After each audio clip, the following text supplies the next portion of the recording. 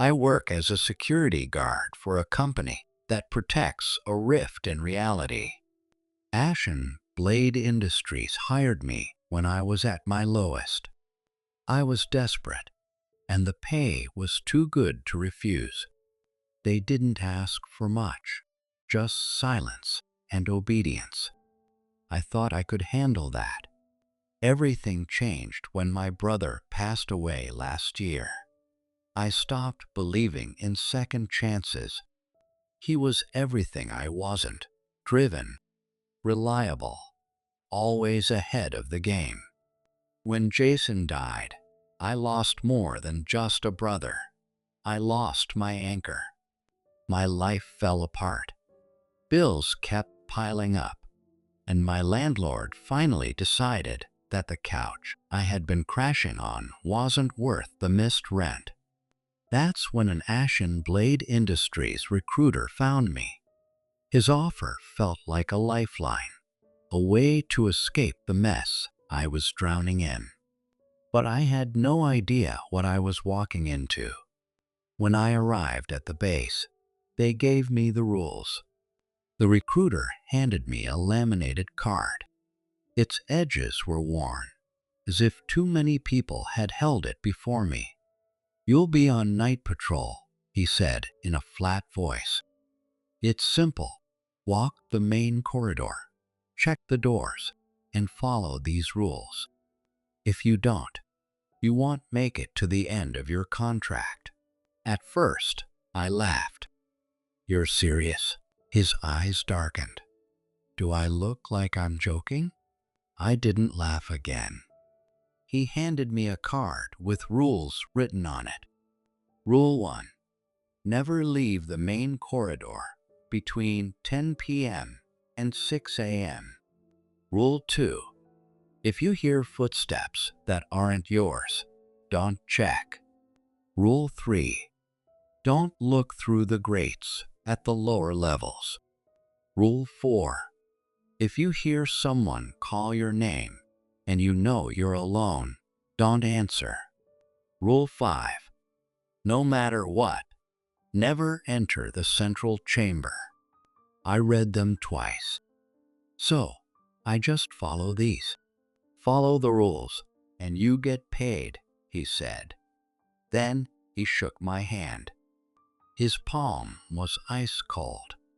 "You'll be patrolling a facility we maintain in the Appalachian Mountains.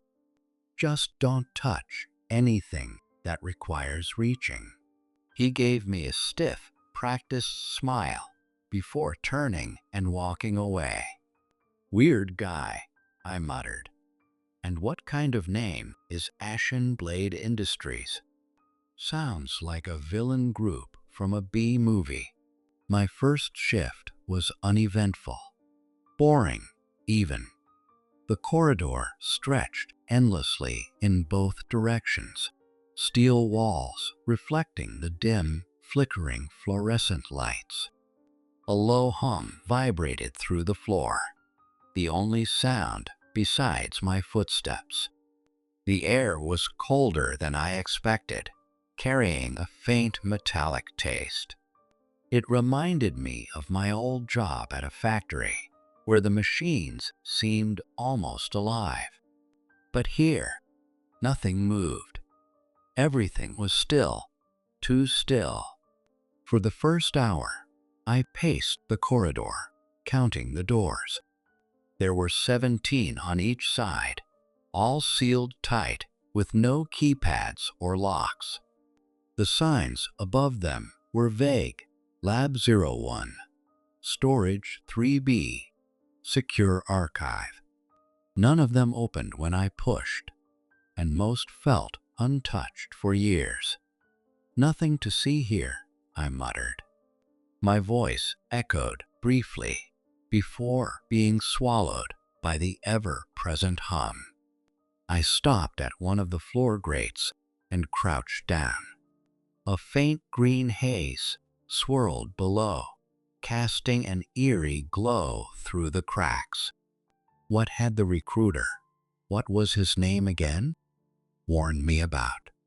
Not to look too closely. but I couldn't resist. All I saw was machinery, pipes, and vents, twisting together like the veins of some massive, sleeping creature. The silence pressed down on me, heavy and suffocating. It wasn't just quiet. It felt like something unseen was watching, waiting. I shook the thought away and kept walking, my boots clanging against the grated floor. By 3 o'clock, the boredom set in. My mind drifted to my brother, Jason.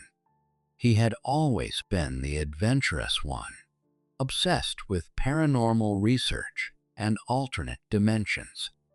I used to laugh at him, but now, surrounded by flickering lights and that endless hum, I started to wonder if he had been right all along.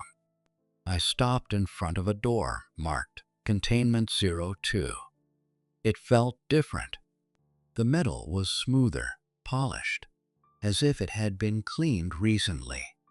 A faint vibration pulsed through it, stronger than the hum in the rest of the corridor. Then, a sound, a soft click, like a latch unlocking. My heart pounded as I spun around, but the hallway behind me was empty.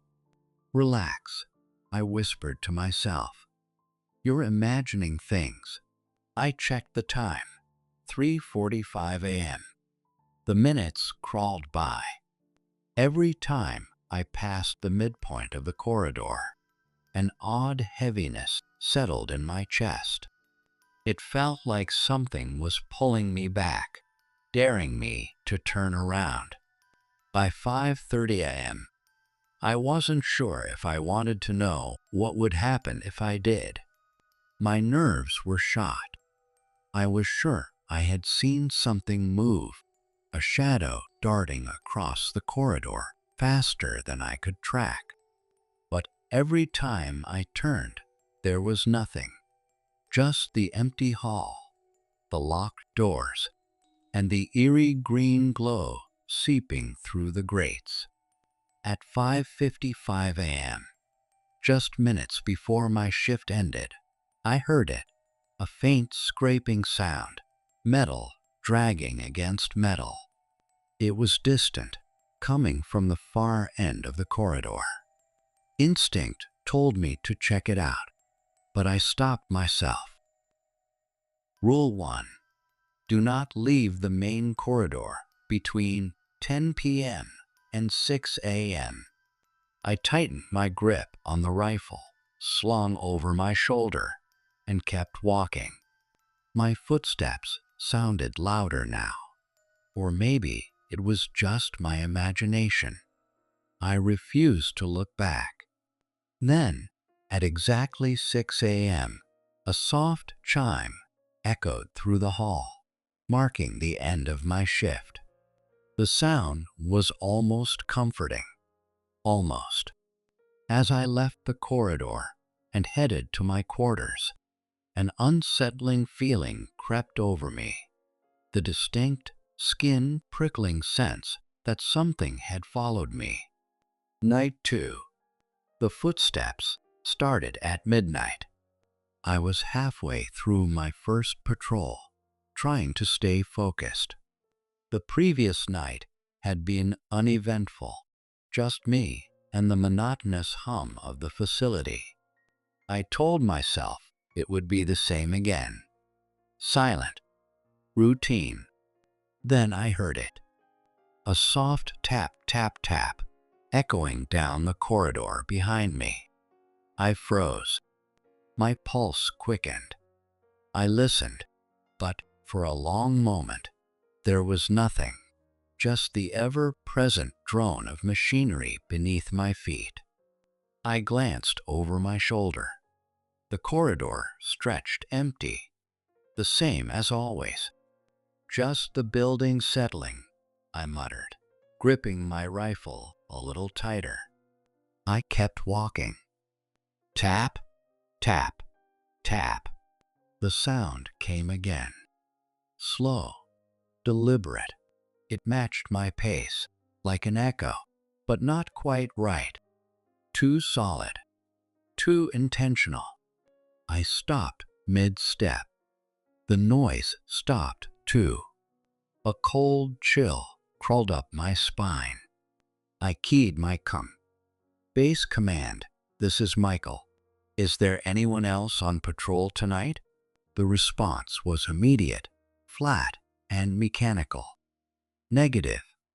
No personnel are active in your sector. Continue your patrol. I swallowed hard and forced myself to move. My boots clanged against the grated floor. But the footsteps didn't stop. They grew louder. By the time I reached the midpoint of the corridor, I couldn't pretend anymore. They weren't an echo. They weren't mine. The weight of each step, the dull clump of boots against metal. I could feel the vibrations in the floor. Rule 2. If you hear footsteps that aren't yours, do not investigate. The words from the laminated card burned in my mind. Keep walking. Eyes forward. Don't turn around. I whispered under my breath and quickened my pace. The sound behind me matched my speed.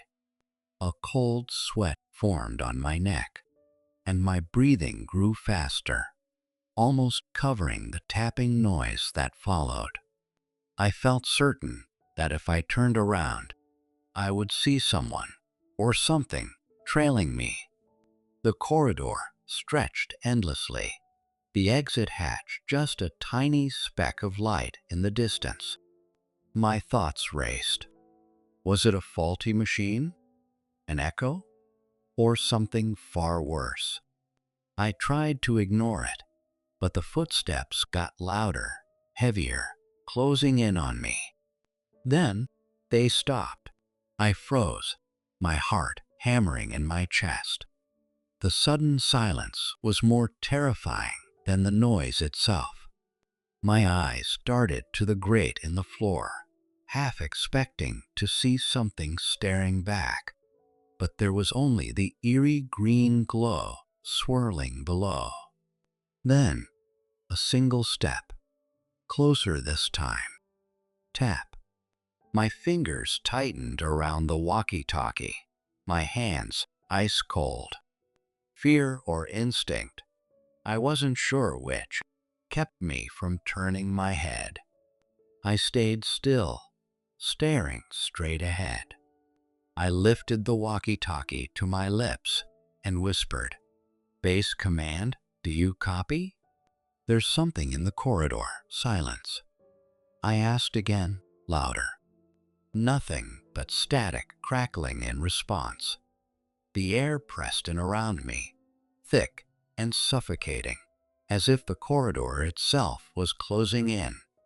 Forcing myself to move, I took slow, measured steps forward. The footsteps did not return, but the silence was worse. By the time my shift ended, my nerves were frayed. I expected to feel breath on my neck or a cold hand gripping my shoulder, but nothing came. At exactly 6 o'clock, the chime signaling the end of my shift rang through the corridor, making me flinch. I rushed to the exit, the sound of my boots pounding against the floor. Stepping into the safety of the staff quarters, I let out a shaky breath and leaned against the wall. Even then, I couldn't shake the feeling that something had followed me. When my next shift began, the corridor felt different. The lights flickered more than usual, casting twisting shadows against the steel walls. The hum of the machinery was louder, deeper, almost like a growl. I tried convincing myself that exhaustion was getting to me, that 2 nights of eerie silence and unseen footsteps had worn me down. But deep inside, I knew this shift would not be the same. Adjusting my rifle strap, I took my first steps into the corridor. The sound of my boots rang out against the grated floor. It was only 1 o'clock, but I already knew something was waiting. I couldn't shake the feeling that something was watching me. This wasn't just the usual paranoia of being alone in a place like this. It was different, heavier, like an invisible weight pressing down on my chest. Every time I turned a corner, I braced myself, expecting to see something standing there, waiting. The green glow from the grates below seemed brighter than usual, casting eerie shadows that flickered on the walls. I kept my eyes forward, ignoring the temptation to look down. I knew the rule: never look into the lower levels. But the hum was louder near the floor, almost calling me to break that rule. At 2 a.m., I heard it, a soft, uneven shuffling from below. It wasn't footsteps. It was slower, heavier, like something dragging itself across the floor. I froze, my body tensing. The sound was faint, but it echoed up through the grates, bouncing off the steel walls like a whisper in the dark. My pulse pounded as I fought the urge to look. I knew I shouldn't, but curiosity has a way of overriding fear. Slowly, I crouched, lowering myself to the cold metal floor, my hands shaking. The green mist below was thicker than before, swirling unnaturally, hiding whatever lurked beneath. For a moment, there was nothing, just pipes and vents stretching out like the veins of some massive sleeping beast. Then, something moved. At first, it was just a shadow shifting in the fog. But as my eyes adjusted, the shape became clearer. It was tall, impossibly so, with limbs that were too long, too thin. Its arms bent in ways they shouldn't, like a broken puppet. Its head tilted unnaturally to one side. It dragged itself forward, its limbs scraping against the metal floor, the sound making my stomach twist. Then it stopped. Its head jerked upward, and two glowing green eyes locked onto mine. My breath caught in my throat. I stumbled back, landing hard against the floor, my chest tightening as panic set in. I forced myself to look again, but it was gone. The hum of the machinery grew louder, almost deafening, drowning out my own heartbeat. My hands trembled as I gripped my rifle, though I knew it wouldn't help. I had to move, but every step forward felt heavier than the last. By 3 a.m., the silence felt even worse than the sound. The air was colder now, creeping through my uniform and chilling my skin. The corridor felt darker than before, the flickering lights barely offering any visibility.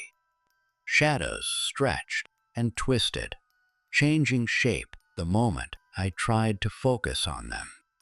I kept telling myself it was just my imagination, but I couldn't shake the image of those glowing eyes.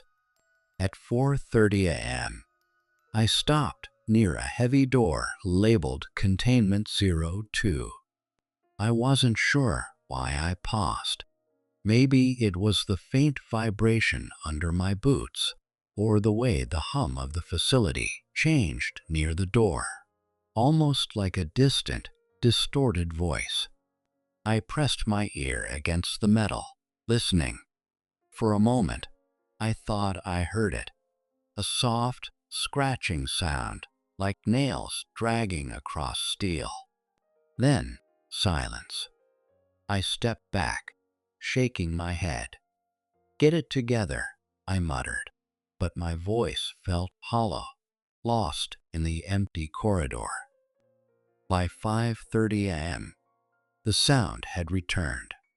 This time, it was louder, more deliberate. I couldn't tell if it came from below or behind me, but I refused to look.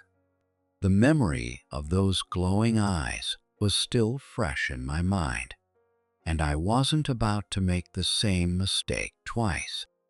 Every minute felt like an eternity. I focused on the rhythm of my steps, the sound of my boots hitting the grated floor, anything to drown out the noise. At 5:55 a.m., just as my shift was about to end, the sound stopped. The silence was heavier than before, pressing down on me like something unseen was watching. My breath fogged in the cold air, and a chilling presence surrounded me. I didn't turn around. When the chime finally signaled the end of my shift, I walked toward the exit, forcing myself to stay calm. Even in the safety of my quarters, staring at the ceiling, I couldn't erase those eyes from my mind. They were still there, watching, waiting. At 3 o'clock, the laughter started. The first few hours of my shift had been eerily quiet, but the air felt heavier tonight. The hum of the facility had deepened, vibrating through the steel like a low growl. Despite the insulation, the cold bit at my skin, and an uneasy tension sat in my chest. I gripped my rifle tightly, knowing it wouldn't help, but finding some comfort in its weight. The memories of the previous nights gnawed at my mind. The footsteps that weren't mine, the glowing eyes in the mist, the silence that felt alive. Something was waiting for me to make a mistake. I kept repeating the rules in my head, trying to block out the fear taking root inside me. By 2:45 a.m., I found myself pacing, my boots clanging against the metal floor. Every flicker of light, every shift in the shadows sent a fresh wave of paranoia through me. Then I heard it, a soft chuckle echoing down the corridor behind me. My body froze, my breath caught in my throat. It sounded distant, almost playful, like a child's giggle. "Just the machinery," I whispered, gripping the rifle so tightly my knuckles ached. But then it came again, louder, distorted, like multiple voices laughing together. I turned slowly, my pulse pounding. The corridor behind me was empty, stretching into darkness. But the laughter didn't stop. It grew louder, surrounding me, overlapping tones of high-pitched giggles, deep guttural chuckles, and something else, a wet, gurgling noise that made my stomach twist. The sound was everywhere now, echoing down the corridor, like it had a life of its own. "Base command, this is Michael," I whispered into my radio. "Do you copy?" Silence. I swallowed hard and tried again, louder this time. "Base command, are you hearing this?" A faint crackle responded, and for a moment I thought I heard a voice. Then, nothing. The laughter changed suddenly, dropping into a deep, inhuman growl that sent a shiver down my spine. My instincts screamed at me to move, but my legs felt heavy, the corridor stretching endlessly ahead of me. "Don't run," I muttered, forcing my voice to stay steady. Just keep moving. The growl deepened, vibrating through the walls and floor. It sounded impossibly close, like something was right behind me. Rule 2 echoed in my mind. If you hear footsteps that aren't yours, do not investigate. But these weren't footsteps. The growl shifted back into laughter, a broken, horrifying sound scraping against my ears. It wasn't just noise anymore. It was voices, overlapping, distorting, forming words I couldn't understand. My heart pounded as I reached the midpoint of the corridor, gripping my rifle as if it could save me from whatever was waiting in the dark. The air felt thick, pressing against my chest. My breath was shallow, and my heart pounded in my ears. The laughter was overwhelming, filling my mind like a never-ending echo. And then, just as suddenly as it had started, it stopped. The silence that followed was worse. It felt like something unseen was watching me, countless eyes hidden in the darkness. I stood frozen, every muscle locked in place, straining to hear anything, any sound, any movement. But there was nothing, just empty, suffocating silence. For a brief moment, I thought it was over. Then, I heard a voice, soft, almost kind. "Michael." The sound made my blood run cold. I turned sharply, raising my rifle, but the corridor was empty. "Michael," the voice whispered again, closer this time, just inches from my ear. Panic shot through me, and before I could think, my legs moved on their own. I ran. My boots pounded against the grated floor, the metallic clang echoing around me. The corridor stretched endlessly ahead, the flickering lights casting shifting shadows. The laughter returned, louder now, chasing me, warping into something unnatural. A chorus of voices, high and low, overlapping and distorted. "Michael," it called again, urgent, insistent. "Stay away," I shouted, my voice breaking as I ran. The moment the chime signaled the end of my shift, the laughter vanished. But I didn't stop running until I reached the exit. My hand slammed against the control panel, forcing the door open. I stumbled into the staff quarters, gasping for air. Even as I sat on my bunk, trying to calm my racing heart, I could still hear it. Faint, distant, just on the edge of hearing. I didn't want to come back, but I needed the money. So I forced myself to return.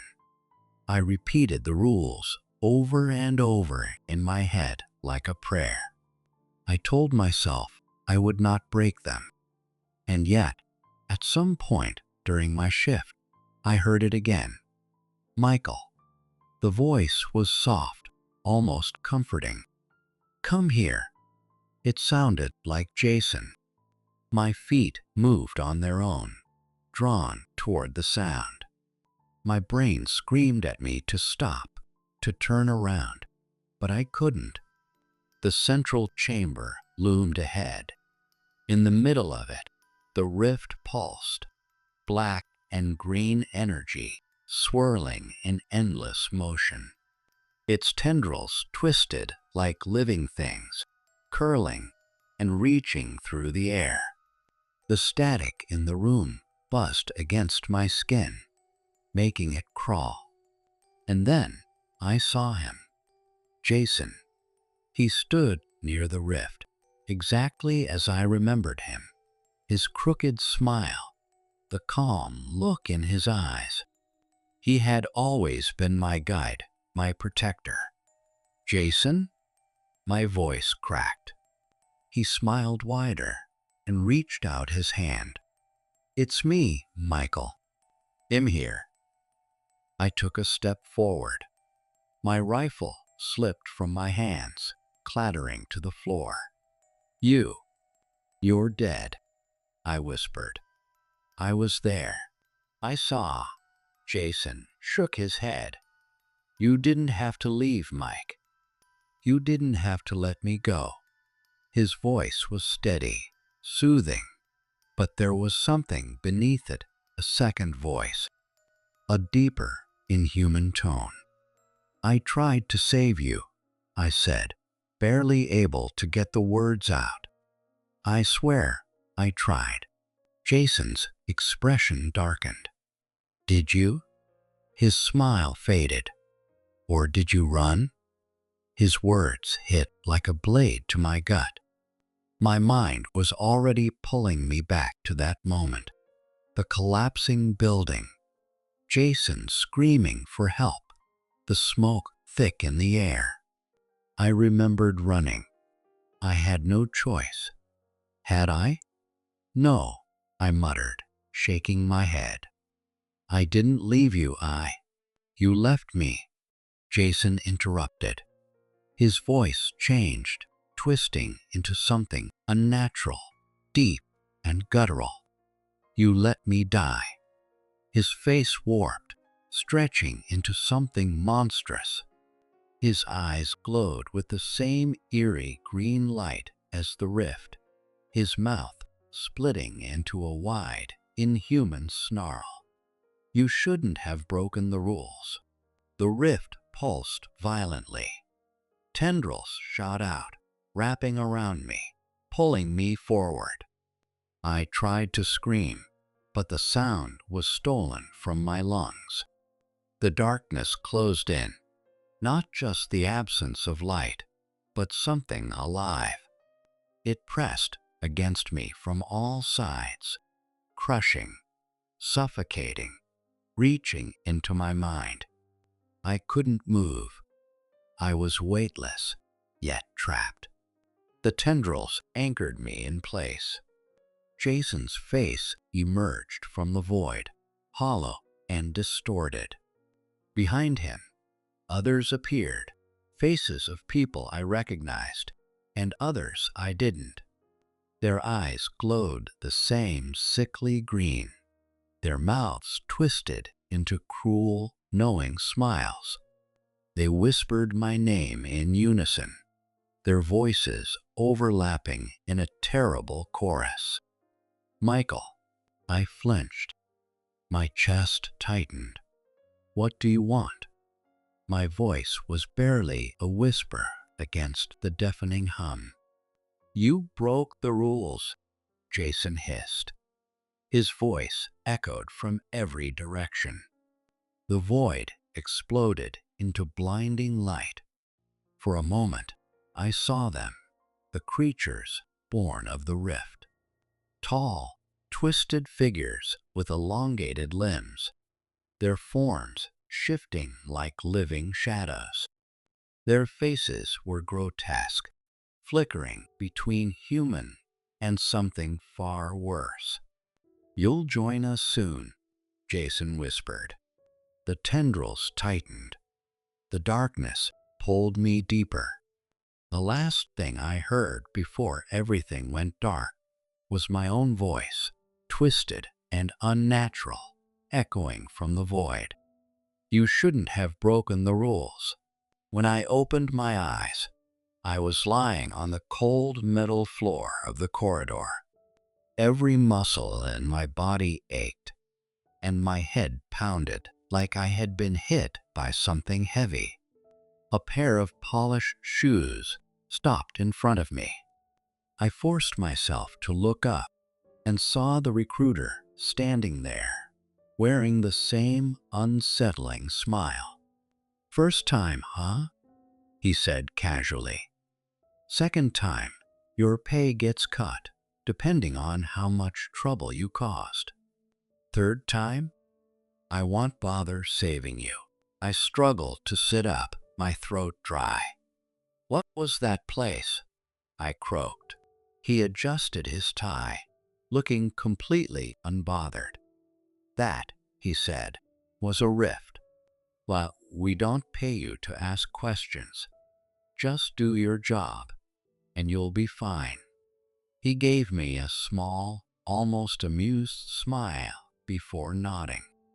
I stared at him, my breath still uneven.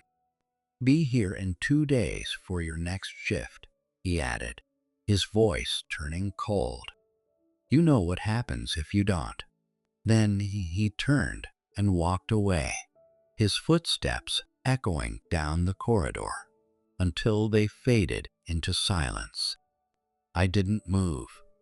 I just lay there, staring at the ceiling, trying to process what had just happened. The next 2 days felt like a waking nightmare. Every shadow seemed to stretch toward me, like the rift was trying to pull me back. Every creak in the floor sounded like Jason whispering my name.